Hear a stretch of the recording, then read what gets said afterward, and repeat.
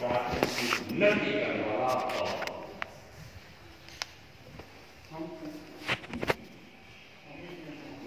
शासन की हानि, शासन के कौन कौन से अंग हैं? साधु, साध्वी, श्रावक, श्राविका।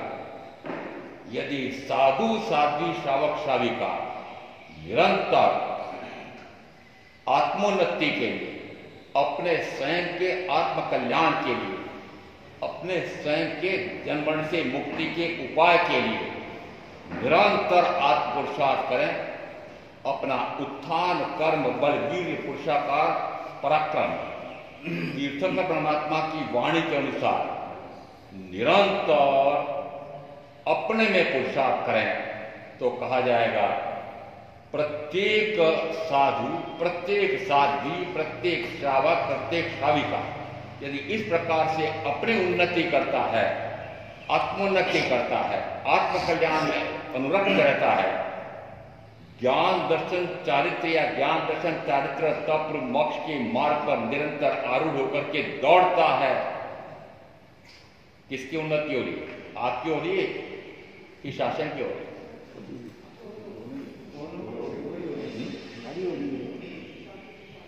तो शासन कैसे चलता है? कौन चला रहा है? चला रहे हो? मैं पूछ रहा हूं, चला रहे हो? झूठ बोलते ना, आपने आत्मज्ञान को जाना है, आत्मा का ज्ञान हुआ नहीं, आत्मा को दर्शन हुआ नहीं, आत्मा के अनंत सुख समृद्धि वैभव उस अनंत सुख का अनुभव आया नहीं और आत्मा का उपयोग आत्मा पर स्थिर रहता है। इसका अर्थ है जानना, अपने ज्ञान से पराये को अपना और अपने को जानना है, देखना पराये को अपने रूप और अपने आप को देखना। पांच इंद्रियों के माध्यम से जो मिलने वाला सुख है उस बेस्वाद को तो लेते रहते हैं, परंतु जो मेरा नैसर्गिक त्रैकालिक आत्मिक सुख है उसका आस्वाद आता नहीं और निरंतर उपयोग पराये पर जा रहा है। शरीर पराया, शरीर के साथ जुड़ गए परिजन परिचित पराये, धन वैभव भोग साधन पराये, सारे जो बाहर में आत्मा को छोड़कर सारे पराये हैं। पर दृष्टि कहां है? उपयोग कहां है? निरंतर उपयोग कहां जा रहा है? निरंतर उपयोग जो इस शरीर को सहायता पहुंचाने के लिए, पांच इंद्रियों के भोगों में सहायता पहुंचाने के लिए आता है, उसके प्रति राग का भाव, रति का भाव, मोह का भाव, ऐसा भाव होता है। और जिस समय वह सुख पहुंचा रहा है तो सुख का अनुभव करके, सुख पहुंचाने वाले के प्रति राग करके और उपयोग उस पर चला जाए। यदि शरीर को दुख पहुंचाने वाला, पांच इंद्रियों में बाधक बनने वाला आ गया तो उसके प्रति द्वेष का भाव, क्रोध का भाव, हिंसा का भाव आता है और उपयोग उस पर चला जाता है। हाँ बोलो, हाँ बोलो ना। हाँ, किसकी हानि हो रही है? महावीर की हानि, महावीर प्रशासन की हानि हो रही है? जो हानि मेरी हो रही है, एक करके सारे साधु, एक करके सारी साधियां, एक करके सारे श्रावक, एक करके सारे श्राविकाएं, ये निरंतर अपनी हानि कर रहे हैं, मात्र आत्मा की हानि कर रहे हैं, आत्मा के अहित का कार्य कर रहे हैं, आत्मा के अहित का कार्य। क्या आप शरीर की साधना करते हैं कि आत्मा की साधना? शरीर कैसे सुखी हो, शरीर को सुख का अनुभव आता है, पर आप कहो, आपके बेटे बेटी कहो, आपके परिजन कहो, सारे के सारे शरीर सुख चाहिए। किसको नहीं चाहिए? कल कह रहे थे महाराज, ये संवेग नाम का बोल क्या है? मैंने कहा संवेग नाम का बोल मुझे क्या बता, आप जानो। आप प्रातःकाल प्रार्थना में बोलते हो, सारे बोलते हो, प्रतिक्रमण के बाद में भी बोलते हैं, व्यक्तिगत रूप से प्रतिक्रमण कर रहे तब भी बोलते हैं, सामूहिक कर रहे होते तब भी बोलते हैं। मैं संवेग, निर्वेग, अनुकंपा, आस्था, इन 5 बोलों को बोलो ना, धारण करता हूं किए। इन 5 बोलों को धारण किए क्या? सुभाषा जी आप नेता है ना,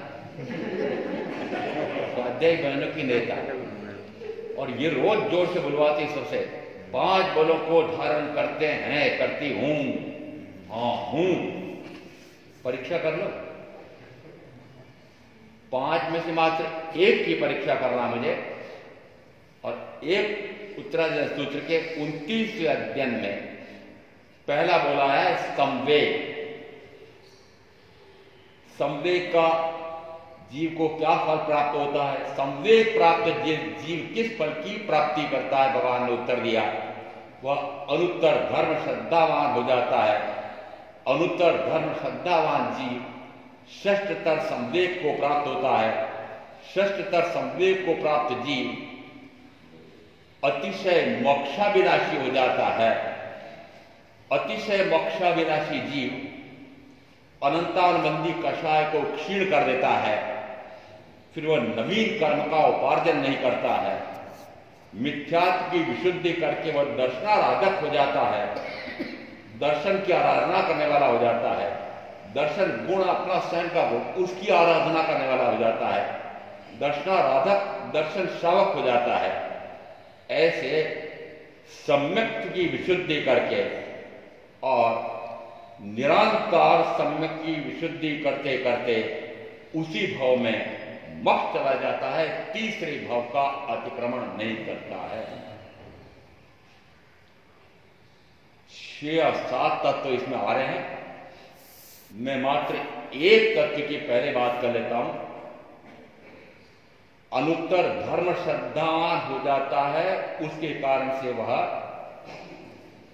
अतिशय मोक्षाभिलाषी हो जाता है। अतिशय तीर्थंकर परमात्मा के 29 अतिशय 35 मान, जो अतिशय तीर्थंकर परमात्मा के होते हैं वैसे अतिशय और किसी के नहीं होते हैं। इसका अर्थ है कि अतिशय का अर्थ ही अत्यंत विशिष्ट, विशिष्ट, विशिष्ट, विशिष्टम, विशिष्टम, ऐसा विशिष्टम, एकमात्र और कुछ नहीं, एकमात्र और कुछ नहीं।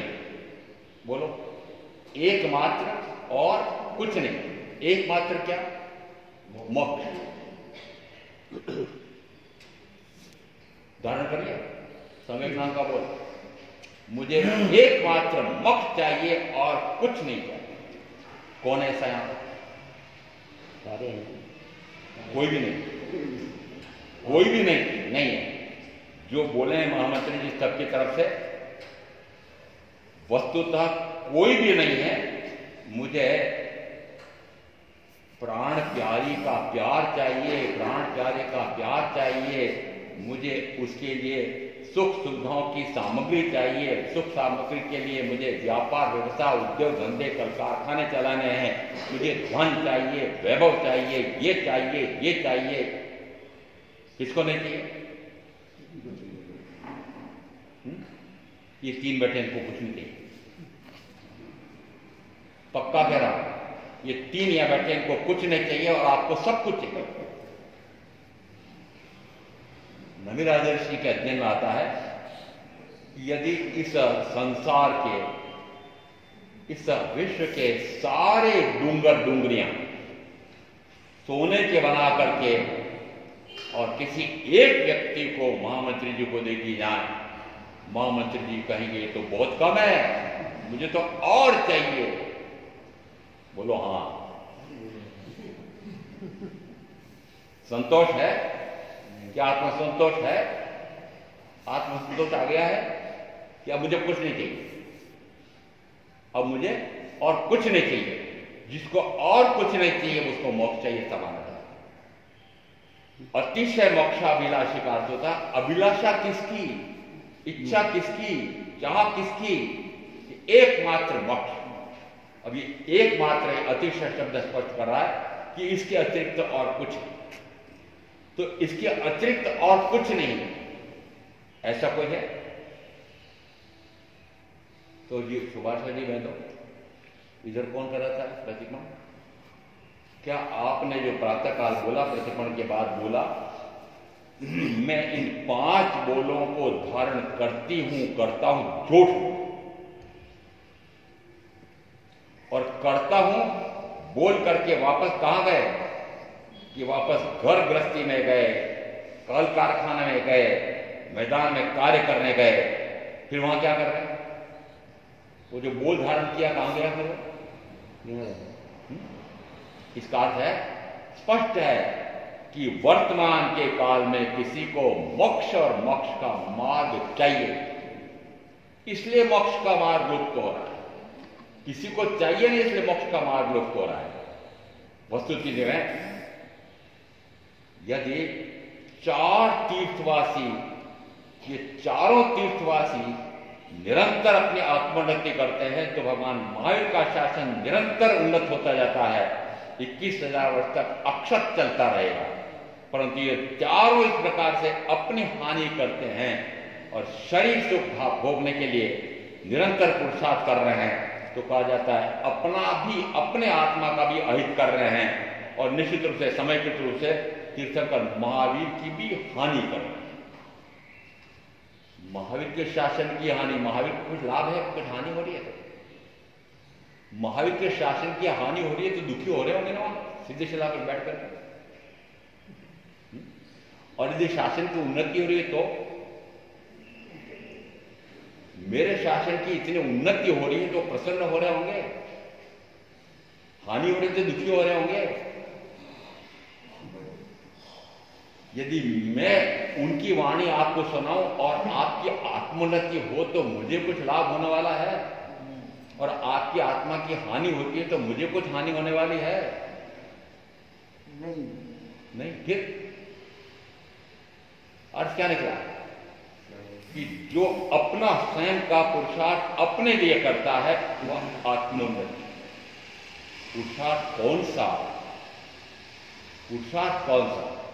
यदि आप दिन भर जो कार्य कर रहे हैं वो सारा कार्य 24 घंटे दिन रात के जो कार्य आप कर रहे हैं वो सारा कार्य शरीर केंद्रित है।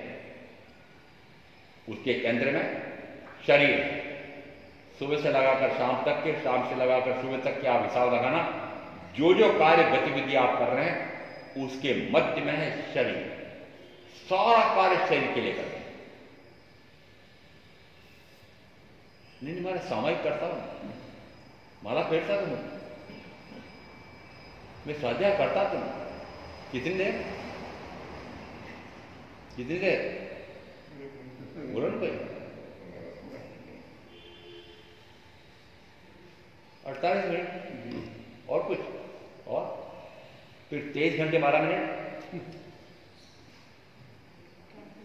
और फिर यदि आपने समर्थ की साधना रूप सामायिक और 1:9 व्याख्या प्रवृत्ति के अनुसार तो कहें कि वह सामायिक जिससे आत्मा का स्वरूप प्रकट हो जाए, सिद्ध स्वरूप प्रकट हो जाए, बुद्ध स्वरूप प्रकट हो जाए, मुक्त स्वरूप प्रकट हो जाए, आत्मा को उपलब्ध हो जाए, ऐसा आया समय से अट्ठे, ऐसा काला सेवी अंगार जिस समय पूछते हैं कि क्या आप सामायिक का अर्थ जानते हैं, सामायिक का प्रयोजन जानते हैं, उस समय उन्होंने उत्तर दिया कि हाँ, 6 बातें पूछी थी। क्या आप सामायिक का अर्थ जानते हैं? क्या आप प्रत्याख्यान का अर्थ जानते हैं? क्या आप संयम का अर्थ जानते हैं? क्या आप संयम का, क्या विवेक का, क्या दूसर का अर्थ जानते हैं? फिर 6 के बारे में कहा क्या आप इसका प्रयोजन जानते हैं? मैंने कहा हाँ। 6 और 6 12 बातें पूछी और उत्तर दिया एक पंक्ति में, आया समय से अट्ठे जा दूसगम, आत्मा ही सामायिक है। आत्मा का प्रयोजन सिद्ध हो जाए वही सामायिक है, और वही इसका प्रयोजन। इसका अर्थ है आत्मा ही सामायिक है, सामायिक ही आत्मा है।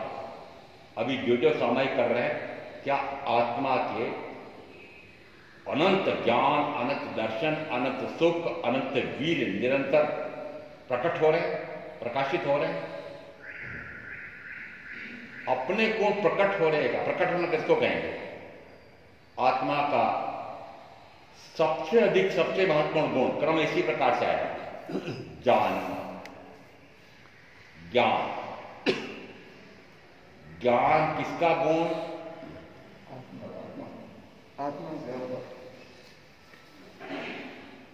आत्मा ज्ञानी और ज्ञान आत्मा का गुण। तो ज्ञानी और ज्ञान अलग अलग होंगे, एक में एक हैं। इसलिए 12-5 व्याख्या प्रकृति में ने कहा, भगवान क्या जीव ज्ञानवान होता है कि अज्ञानवान होता है? महावीर ने कहा कदाचित ज्ञानवान होता है, कदाचित अज्ञानवान होता है। फिर पूछा भगवान ऐसा कैसे कि जिस समय वह अज्ञान रूप वर्तन करता है उस समय वह अज्ञानवान है, जिस समय वो ज्ञान गुण वर्तन, ज्ञान वर्णन वर्तन करता है उस समय ज्ञानवान है। तो ज्ञानवत वर्तन किसको कहा? कि ज्ञान मेरा गुण है, मेरा स्वयं का गुण है। यद्यपि यह भी कहा जाता है महावीर के द्वारा कि ज्ञान गुण ऐसा है कि जो स्व को भी जान सकता है और पर को भी जान सकता है। बहुत सारे दार्शनिक ऐसे हैं जो कहते हैं कि स्व को तो जान सकता है और पर को नहीं जान सकता। कुछ ऐसे भी कहते हैं पर को तो जान सकता है और स्व को नहीं जान सकता है। और दूसरी की श्रेणी में आप सारे पर को तो जान सकता हूं पर स्व को नहीं जान सकता। आपने कौन सा सिद्धांत मान रखा? पर को तो जान सकता हूं पर स्व को नहीं जान सकता। स्व को जाना, आप पर को जान रहे हैं। इसका अर्थ है कि स्पष्ट हुआ कि आपने तो यह पक्का किया कि ज्ञान गुण से पर को ही जाना जा सकता है, स्व को जाना ही नहीं जा सकता है। निरंतर प्रश्न आता है मेरे सामने, जो स्वाध्याय साधक, ध्यान साधक, महाराज बताओ सही, आप ध्यान करने बैठता हूं, अपने को कैसे जानो? अपने को कैसे जानो? आपके सामने समस्या है कि नहीं? अपने को कैसे जाना? मैंने कहा जान तो रहे हो कि नहीं? हाँ जानती तो हूं, जानता तो। मैंने कहा किसको जानते हो? आपको पूछ रहा हूं, किसको जानते हो? कोई तो उत्तर दो, किसको जानते हो? जिसको अभी तक जाना है, जिसको अभी जान रहे हो, जिसको अभी तक जानना चाहते, आगे भी जानना चाहते हो, उन सब का जानना जिस समय बंद होता है उस समय स्व का जानना।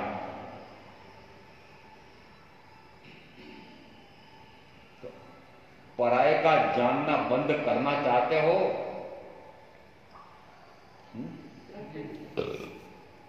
पराये को देखना बंद करना चाहते हो? यदि कोई कहता है कि मैं तो अपने आप को जानना चाहता हूं, अपने आप को देखना चाहता हूं, अपने आप पर रंगना चाहता हूं, सर्वश्रेष्ठ, बहुत अच्छा संकल्प है। परंतु फिर यदि ऐसा आप कह रहे हैं तो उसके लिए शर्त बड़ी कड़ी है। यदि आप अपने आप को जानना चाहते हैं तो अभी तक जिन को जान रहे हैं उन सबका जानना छोड़ दो, नहीं बंद। पराये का जानना बंद है, उस समय स्व का जानना। जब तक पराये का जानना चल रहा है तब तक स्व का जानना नहीं हो रहा है। और जिस समय स्व का जानना नहीं हो रहा है, पर को अपना जानना हो रहा है, उस समय कहा जाता है मेरे उस अनंत ज्ञान, मेरे उस केवल ज्ञान पर मैंने ही पर्दा डाला। नाम क्या हुआ उस कर्म का?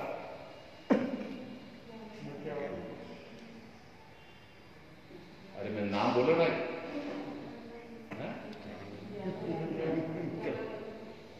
शब्द तक नहीं आ रहा। ज्ञानावरणीय कर्म। तो ज्ञानावरणीय कर्म का बंद किसने किया?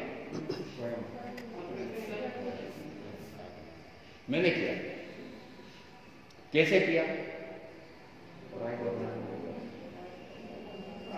पराये को अपना जाना, अपने को जाना नहीं। तो ज्ञान के ऊपर पर्दा, पर्दा कैसे हटेगा?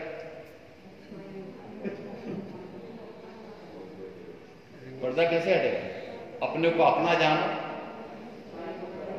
पराये को पराये जान के परे कर दो। पराये को पराये जानना मात्र से नहीं होगा।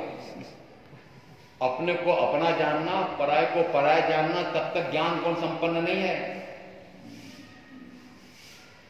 अपने को अपना जानना, पराये को पराये जानना और परे कर देना।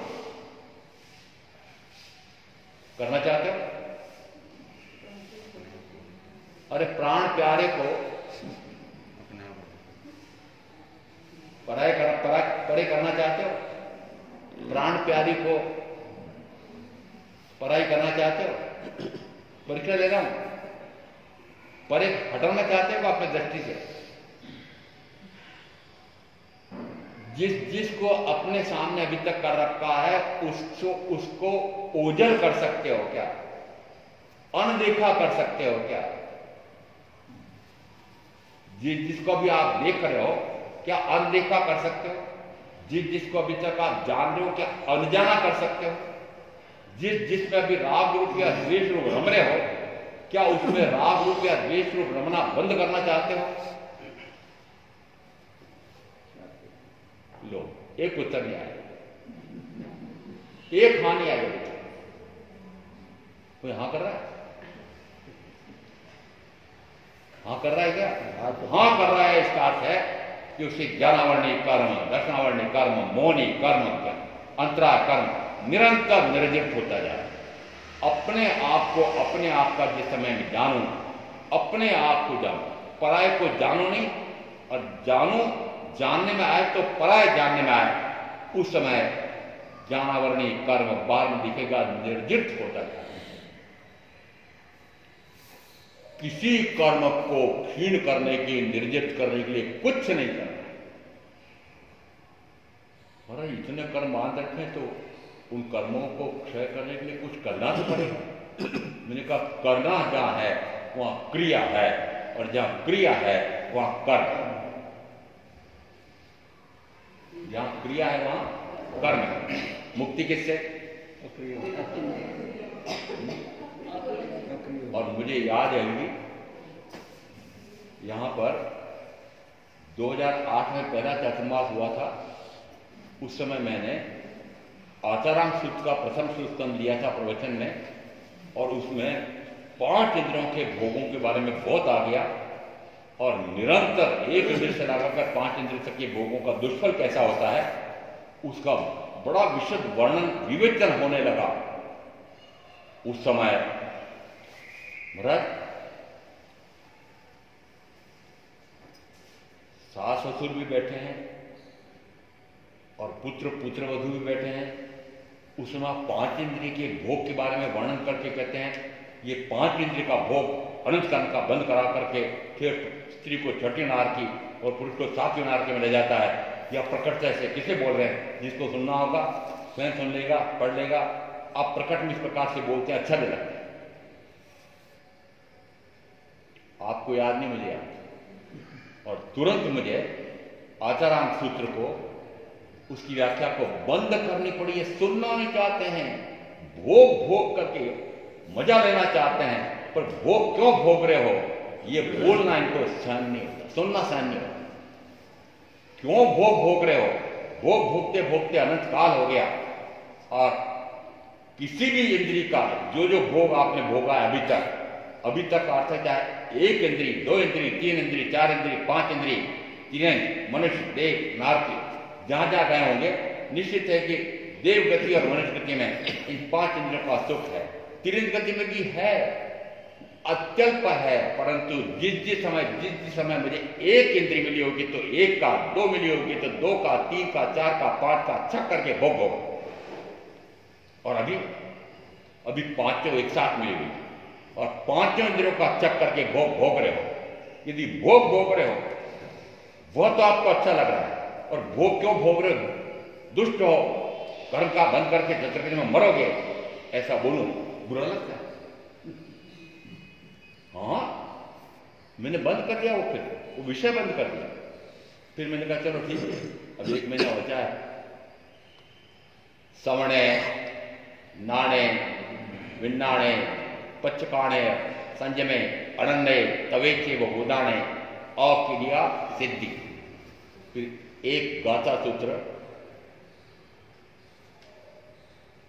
2-5 व्याख्या प्रगति का शुरू किया था, और 1.5 महीना चातुर्मास का अंतिम फिर मैंने इस सूत्र की व्याख्या की।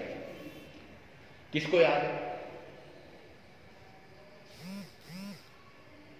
हमें तो ये भी याद नहीं है कि आपने शुरू किया। महाराज हमने कल क्या खाया तो वो भी याद नहीं है। तो आप 2008 के प्रवचन में फिर इस सूत्र की व्याख्या की है, वो इतने साल पुरानी बात हो गई है, वो अभी कहाँ याद रहेगी? मैंने पूछा भाई यदि याद नहीं रहेगी, 20 साल पहले, 25 साल पहले, 30 साल पहले किसी ने आपको गाली दी थी, वो तो याद है? गाली दी थी वो तो याद है। और मैंने 2008 में सूत्र दिया था, उसका अंतिम शब्द आ रहा है अक्रिय होकर के सिद्ध होता है। और क्या निकला था उसमें कि क्रिया है तो कर्म है। क्रिया कौन सी? 2 क्रिया होती है, एक शुभ और दूसरी अशुभ। शुभ के 9 भेद किए हैं, अशुभ के 18 भेद किए हैं। ये क्रिया या कार्य या प्रवृत्ति किसके माध्यम से होती है? ये मन, वचन और काय के माध्यम से। मन, वचन और काय के माध्यम से जीव जिस समय शुभ क्रिया करता है, पुण्य कर्म का बंध हो। जीव जिस समय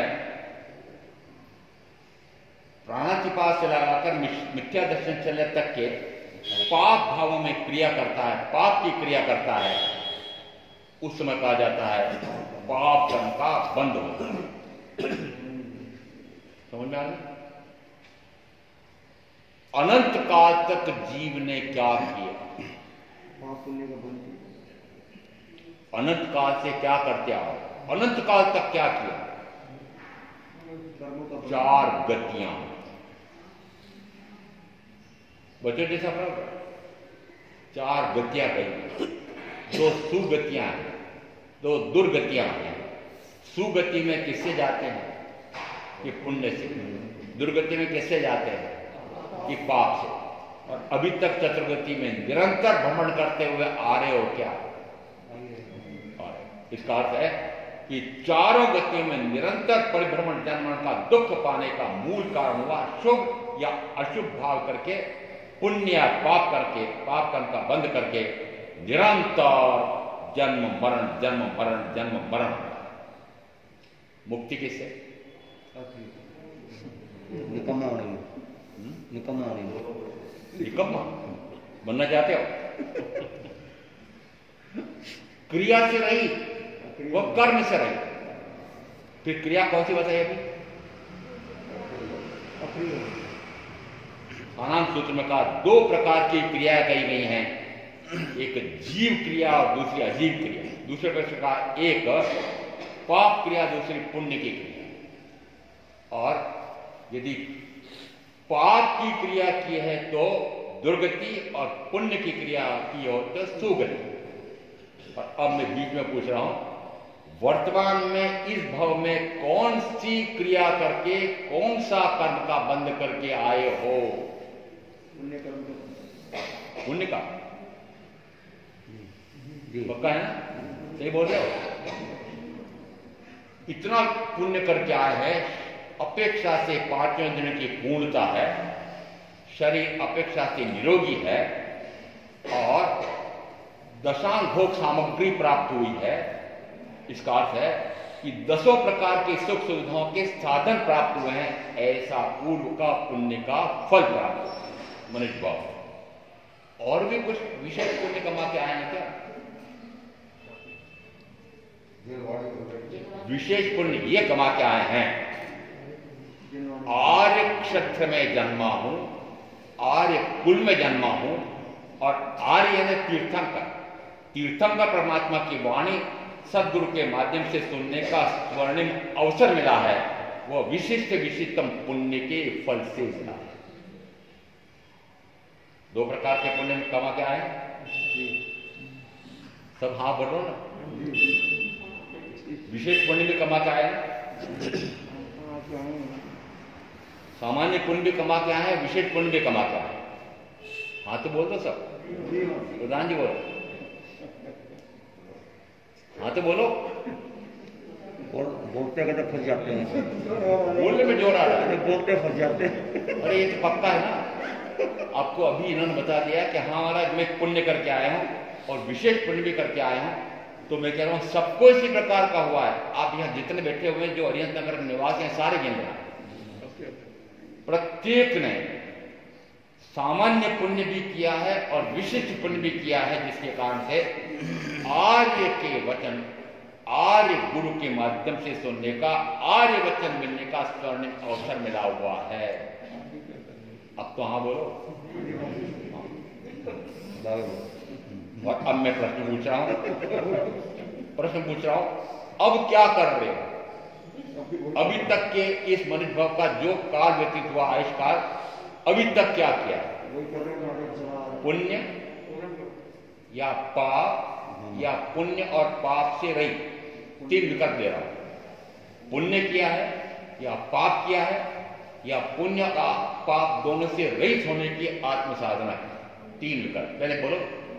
पुण्य किया है,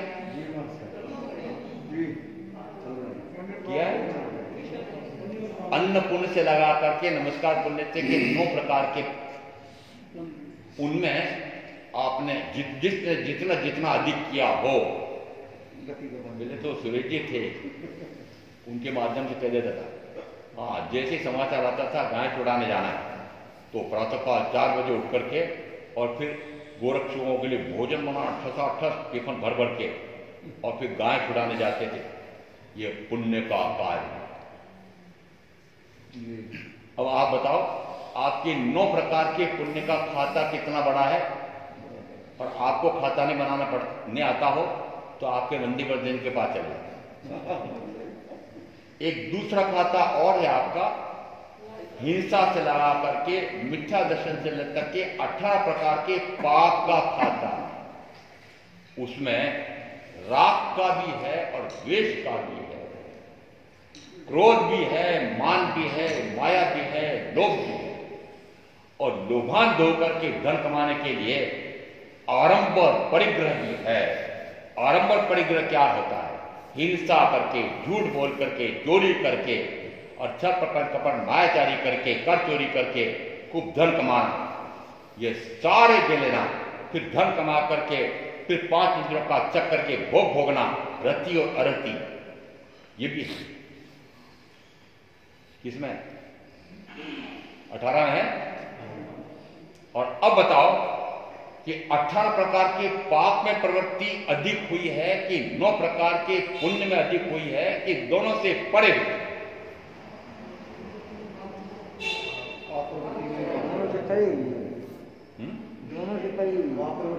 18 प्रकार के पाप में प्रवृत्ति अधिक हुई है, हो रही है, और अभी भी वही करना चाहते, अभी वो वही करना चाहते। और अब मैं कहूं कि पुण्य करके मनुष्य भाव में आए हैं, और पुण्य करने से तो, अधिक पुण्य करने से तो देवगति का अधिक सुख मिलता है। तो अपेक्षा से 5 इंद्रियों की अपेक्षा से तो अधिकाधिक सुख तो देवगति में है। इंद्रिय विषयों के सुख की अपेक्षा से देवगति गतियों की अपेक्षा से सबसे अच्छी कही जाती है, परंतु किसी और अपेक्षा से मनुष्य गति को सर्वश्रेष्ठ कहा गति की अपेक्षा से। वो बताओ 90 वाले बताओ, 91 वाले बताओ। मोक्ष मिल सकता है इसी गति, मोक्ष मिल सकता है तो मनुष्य गति नहीं। मनुष्य गति, मनुष्य गति सर्वश्रेष्ठ गति किस अपेक्षा से कही है? कि एकमात्र मनुष्य गति है जिसमें वह गति से मुक्त हो सकता है। और कोई है? नहीं है? नहीं है। त्रिनेत्र में, नरक में, देवगति में, तीनों में नहीं है। कहाँ है? मनुष्य गति। मनुष्य गति। कि मनुष्य गति में ही मात्र गति से मुक्ति की साधना हो सकती है। और अब मैं पूछ रहा हूं, क्या करें? आपने क्या किया? प्रवचन सुन। मैंने पहले हाँ ना इसीलिए करवा रहा था। आपने क्या? और मैं कह सकता हूं, आप बोलो, मेरे सामने बोलोगे तो झूठ मूठ बोलोगे। मैं आप सब पक्का जानता हूं कि आपने अधिकाधिक प्रवृत्ति तो इन 18 प्रकार के पाप में की है। तो पाप कर्म का बंद किया, और पाप कर्म का फल क्या? पाप यदि गाढ़ है तो तिरक, गाढ़ से गाढ़तर गाढ़तर गाढ़तर गाढ़तर गाढ़तर गाढ़तर गाढ़तर गाढ़तम, पहले से छाती ना। बताओ क्या काम किया? अभी तक का जो मनुष्य भाव का इस आयुष का काल व्यतीत किया है वो मात्र पाप करने में, पाप कमाने में किया है। आपको लगता है मैं धन कमा रहा हूं। आपको क्या लगता है? धन कमा रहा हूं।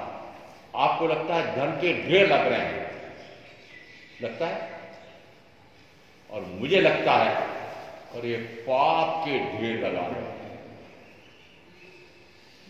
आपको लग रहा है धन का ढेर लग रहा है अपने घर में? मैंने बोला सही सही, और कम हो तो बता दो इनको, और 2 बात कर रहे हैं। धन का ढेर कम है क्या? है? क्यों सुख सुविधा साधन अत्यधिक हो गई क्या? बहुत हो गई, संतोष कर लिया? और चाहिए और चाहिए और चाहिए, दौड़ाओ इनको खूब मैदान में। जिस समय आपको लगता है कि धन के ढेर बढ़ रहे हैं, मुझे लगता है उस धन का ढेर जमा करने के लिए इन्होंने पाप का ढेर लगाया है। और धन का ढेर तो यही रह जाएगा, साथ में जाएगा पाप का ढेर। क्या जाएगा? और आगे बोलो, उस धन का तो वे बेटे पोते मजा लेंगे, गुलछर्रे उड़ाएंगे। और धन का ढेर लगाने वालों ने जो जो खटकर्म, खोटा कर्म, पाप कर्म किया है, वो नरक में जाकर के, तिरक में जाके डंडे किसको खाने पड़ेंगे? क्यों डंडे खाने का काम कर रहे हो? मेरे पास क्यों नहीं आ जाते हो? एक चातुर्मास ही करनी है बस। एक चातुर्मास कितने चाहिए? 3 तो हो चुके हैं। 2 हो चुके। एक 5 महीने का, एक 4 महीने का, फिर 2 महीने का एक ज्ञान शिविर, फिर 2 महीने का ज्ञान शिविर, और विशेष काल में और 15-17 महीने हो जाएंगे। अभी तक इनको ये समझ में नहीं आया कि अरे पाप तो एकांत है, पाप तो एकांत है, अनंत दुख देने वाला है। और आगे बोल रहा हूं, पुण्य भी है। बहुत मुश्किल से गले उतरेगी। मेरे एक गोरक्षक विशिष्ट साथी साधक आए हुए हैं, बकरी छुड़ा लिए थे। नीचे के न्यायालय ने 2 ने इनके पक्ष में निर्णय दे दिया। मुझे पूरा पता नहीं, पर ऊपर से मैं समझा हूं ये सर्वोच्च न्यायालय में आए, इस कारण से कि उच्च न्यायालय में हार गए हैं, इसलिए सर्वोच्च न्यायालय में याचिका लगाने के लिए आए हैं। मैंने इनसे पूछा, मैंने कहा कौन सा कार्य कर रहे हो? पुण्य का है कि पाप का है कि निर्जरा का है? आप बता दो इनको जरा, कौन सा है? कौन सा है? पुण्य का है। पुण्य से देवगति। पहले नहीं गए ना? गए थे नहीं? अरे पुण्य पाप करते करते तो मैं 4 गतियों में भटक करके आ गया हूं। और अब 4 गतियों से मैं जो मुक्त होना है तो क्या करना पड़ेगा कि पाप से भी परे और पुण्य से भी परे। और जैसे मैंने हसमुख भाई को कहा कि पुण्य भी आपको कर्म का बंद करा करके फिर गति में भटकाएगा, उनका अरे मेरे उस समय की भी प्रिय साथी और आज के उपाट पे बैठ के मुझे सलाह दे रहे हैं कि पुण्य भी मत करो। तो पुण्य करना तो छोड़ा और घर जाकर के मोह में ममता में मरेंगे, पाप में तो डूबेंगे। और उल्टा हो गया। तो पाप और पुण्य में सबसे पहले किसको छोड़ना पड़ेगा? पाप छूटा नहीं है, पाप छूटा नहीं है। कोई बोलो हाथ छूट गया, नहीं छूटा हूं। पाप छूटना किसको कहते हैं? मैं बोलता हूं, आप हाँ भरना। कौन हाँ भरे? जो हाँ भरेगा उसको मान लूंगा हाँ छूट गया। मैं हिंसा, झूठ, चोरी, मैथुन सेवन, परिग्रह, इन 5 पापों का 3 करण 3 योग से जीवन पर्यंत के लिए त्याग करता हूं। क्रोध विवेक से मिथ्या दर्शन चलने में निरंतर विवेक रखता हुआ इन शेष 13 पापों को भी निरंतर मंद मंद मंद मंद मंद मंदतर मंदतम बंद करता जाऊंगा, ऐसा मैं संकल्प लेता हूं। बोलो कौन तैयार है? संयम लेना, संयम लो। छोटा सा याद है, मोक्ष जाना है, जन्म से मुक्त होना है। महाराज कुछ उपाय बताओ, बता देगा क्या करो। एक चौमासा और थी, एक चौमासा और में एक प्रवचन से मुक्ति 90 आत्मा। किससे? मात्र इतना सा कि पाप से भी गति है, पुण्य से भी गति है, और गति से मुक्ति किससे होगी? कि पुण्य और पाप दोनों से परे। तो कहा अक्रिय, न शुभ की क्रिया न अशुभ की क्रिया। अशुभ में 18 प्रकार के पाप, शुभ में 9 प्रकार के पुण्य, और अब इससे ऊंचा शुभ और बताया मैंने। इससे ऊंचा शुभ कौन सा होता है? कि मैं हिंसा, झूठ, चोरी, मैथुन, परिग्रह, इन 5 पापों का पूर्णतः परित्याग करता हूं। शेष 13 पापों में विवेक रखता हुआ मंद मंद मंद मंद करता जाऊंगा, ऐसा संकल्प लेकर के फिर 5 महाव्रतों का पूर्णतः निरतिचार पालन करना, 5 समितियों का पूरी तरह से सावधानी पूर्वक पालन करना, और उसके बाद मन वचन काया को अप्रशस्त प्रवृत्तियों में न जाने देना। ऐसा मैं कर रहा हूं। बताओ कितना ऊंचा पुण्य से, कितना ऊंचा पुण्य हो गया ये पुण्य महाराज। महाराज फिर अच्छा किया हमने, तो आपने कहा था पुण्य नहीं करना चाहिए, पुण्य से भी गति होती है, और आप भी फिर महाव्रत लेकर के पुण्य कर रहे? नहीं कर रहे। ये महाव्रतों का निरतिचार पालन करना, अब करने की बात कर रहा हूं। महाव्रतों का निरतिचार पालन करना क्रिया, 5 समितियों का पालन करना सावधानी पूर्वक क्रिया, मन वचन काया की क्रिया को अप्रशस्त में न जाने देना, क्रिया अक्रिया न करना, क्रिया करना या क्रिया न करना। अब जब तक क्रिया करना या क्रिया न करना है तब तक आ जाता है मुक्ति का मार्ग। आया समझ? यदि मुझे शरीर संबंधी कार्य करना है तो शरीर संबंधी कार्य को करते हुए मुझे पक्का रखना है कि वे अहिंसा, सत्य, अस्तेय, ब्रह्मचर्य और अपरिग्रह नाम के ऐसे इन 5 महाव्रतों में लेश मात्र भी दोष न लग जाए, अत्याचार न लग जाए, इतनी सावधानी रखना। और इतनी सावधानी रखते हुए 5 समितियों का पालन करते हुए शुभ से शुभतम पुण्य का बंदर, देवगति का अधिक से अधिक सुख। आपका पुण्य तो कुछ भी नहीं है इस तुलना में, आपका पुण्य तो इस तुलना में कुछ भी नहीं है, और मैं उस पुण्य को भी नहीं चाहता। कौन सा पुण्य? अभी जो मैंने बताया, मुझे वो भी पुण्य नहीं चाहिए, और इससे भी मुझे हट जाना है। जो शरीर संबंधी थोड़ा सा कार्य कर रहा हूं, उस समय मैं 5 महाव्रतों का निरतिचार पालन करता हूं, 5 समितियों का पालन करता हूं, और उस शरीर संबंधी कार्य को तुरंत छोड़ करके और निरंतर स्वाध्याय ध्यान, स्वाध्याय ध्यान, स्वाध्याय ध्यान, स्वाध्याय ध्यान। वह संवर निर्जरा का उपाय है। संवर निर्जरा अर्थ क्या निकला? मात्र यहां आकर के भी शरीर संबंधी क्रिया में लग गया और बड़ी सावधानी से कर रहा है। अधिक से अधिक शुभ से शुभतम पुण्य, शुभ से शुभतम क्रिया है। अब देखो, अशुभ से अशुभतम क्रिया हिंसा से लगाकर मिथ्या दर्शन चले थे। शुभ से इससे तुलना में अन्न पुण्य से नमस्कार पुण्य तक की ये शुभ क्रिया। इस शुभ क्रिया में मैंने अभी आपको उदाहरण दिया है हंसमुख भाई की क्रिया। एक नहीं, ऐसे हजारों और आगे गिन लेता हूं, लाखों और आगे गिन लेता हूं, बोले कि करोड़ों असंख्य जीवों की रक्षा करने। कितने जीवों की? असंख्य जीवों। पुण्य कितने? पुण्य। इन्होंने, मैं जब दीक्षा ले रहा था तो हमारे अखिल भारतीय कृषि गो सेवा संघ, उनके अध्यक्ष, मैं उस समय कार्याध्यक्ष था, दीक्षा लेते थे, शिकायत की। शिकायत है उनका, आपको पता है आपके वो जारूद साहब जो है ना, वो कार्याध्यक्ष, वो तो दीक्षा ले रहे, उनको कहो, सारी बातें खोल रहा हूं, उनको कहो कि दीक्षा लेकर के मुखोती बांध करके कोने में बैठे रहेंगे, अभी जो हजारों लाखों गायों का ये कत्ल खाने बंद कराने का, इस प्रकार का इतना अहिंसा का कार्य कर रहे हैं, और ऐसा अहिंसा का कार्य छोड़ करके दीक्षा लेकर क्या करेंगे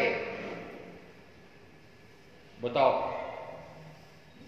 वह जो कार्य कर रहा था, वह या जो अभी हंसमुख भाई वह कर रहे हैं, अभी तक कर रहे हैं, 18 साल 19 साल हो गए, वह श्रेष्ठ है कि ये जो अभी मैंने अपनाया वह श्रेष्ठ?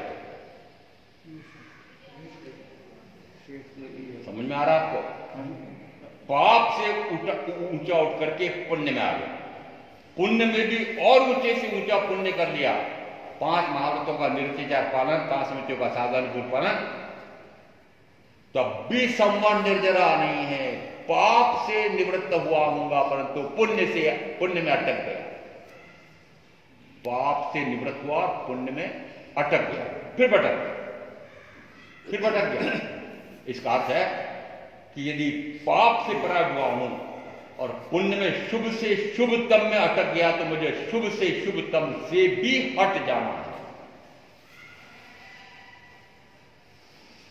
और समझ मारा कहां तक हटना पड़ेगा? कहां तक हटना पड़ेगा? सर्व प्रकार की शुभाशुभ, शुभ से शुभतम तक की क्रिया से भी हटेगा, तब आ जाएगा अक्रिय होता है। और सिद्ध गति किससे? अक्रिय होने। क्रिया करना या क्रिया न करना। स्थानांत सूत्र में एक 6-5 नाम का सूत्र आया है। पूर्वकृत कर्म का करना या न करना दोनों मेरे लिए असंभव है। ये कर्म कौन से है? कि कर्म पुद्गल है। क्या मैं पौद्गलिक क्रिया कर सकता हूं? पुद्गल की क्रिया कर सकता हूं? यदि मैं पुद्गल की क्रिया करता हूं, ऐसा कहा जाए, पुद्गल की क्रिया, शरीर पुद्गल है। शरीर की क्रिया कौन कर रहा है? इसको निला रहा है, जिला रहा है, स्वच्छ बना रहा है, स्वस्त्रा संस्कार से सुसज्जित कर रहा है, बढ़िया खिला पिला रहा है। कौन है? वो शुद्ध आत्मा। किसको? इस माटी के पुतले को? सड़ने वाला, गलने वाला, नष्ट होने वाला, वर्ण का, गंध का, रस का, स्पर्श का, ऐसे पुतला, मिट्टी का पुतला, इस मिट्टी के पुतले की क्रिया मैं कर सकता हूं? हाँ बोलो। कर सकता हूं? ये शरीर पुद्गल है। पुद्गल अपने स्वभाव के अनुसार अपना स्वयं का कार्य स्वयं कर रहा है। वर्ण में, गंध में, रस में, स्पर्श में निरंतर परिवर्तन पर्याय कर स्वतः हो रहा है। मैं इसमें कुछ हस्तक्षेप नहीं कर सकता, कुछ भी नहीं कर सकता, परंतु हस्तक्षेप तो करते हो। पहले बहने से बोलिए, जिस समय शरीर का स्वभाव है, शरीर का गुण है वर्ण, जिस समय इस शरीर का वर्ण गोरा चिट्ठा वर्ण बदलने लगा, जिस समय शरीर के सिर के बाल काले शाम, ये काले शाम बाल जिस समय सफेद होने लगे, मैंने बताओ क्या किया? दाई लगाई। आपने तो नहीं किया ना? मैंने किया। बाल काले स्वभाव तो इसके हो रहे हैं। यदि बाल काले स्वभाव तो इसके हो रहे हैं, आप ये काले बाल से सफेद बाल हो रहे हैं, तो आप दुखी क्यों हो रहे हैं? बताओ। ये क्रिया किसमें हो रही है? बाल काले हैं, उसकी जगह यदि सफेद होने लगे हैं, तो क्रिया किसमें हो रही है? शरीर में हो रही है। आपने अभी कहा शरीर तो पराया है, बोलिए से पहले। हमारा मैंने मान लिया, मैंने जान लिया शरीर पराया है। यदि शरीर पराया है, तो इस पराये शरीर में, उसके वर्ण में, गंध में, रस में, स्पर्श में निरंतर परिवर्तन हो रहा है। परिवर्तन आपको प्रतिकूल लग रहा है, दुखी हो रहे हो, और उनको लगता है सुखी हो रहे हो। इसका अर्थ है कि आपने अभी जाना ही नहीं कि शरीर पराया है। सबसे पहले पक्का करना पड़ेगा कि शरीर पराया है, मैं इससे पूर्णतः भिन्न हूं। ऐसा जैसे में जानना होता है, उसमें कहा जाता है मोक्ष का मार्ग प्रशस्त कर लिया है। ऐसा तत्व का स्वरूप समझ करके मैं आप जो साधना करेंगे उनका बल कल्याण होगा। ओम शांति। गुरुदेव क्या है? चत्तारि मंगलाम अरिहंता मंगलाम सिद्धा मंगलाम साहू मंगलाम केवली पणत्तम मंगलम। चत्तारि लघुत्तमा अरिहंता लघुत्तमा सिद्धा लघुत्तमा साहू लघुत्तमा केवली पणत्तम लघुत्तमा। चत्तारि संभवज्जामि अरिहन्ते संभवज्जामि सिद्धे संभवज्जामि साहू संभवज्जामि केवली पणत्तम धम्मम शरणम पवज्जामि। चार मंगले, चार उत्तम, चार शरणा, और शरणा नहीं कोई जो भव्य प्राणी आदरे तो अक्षय अमर।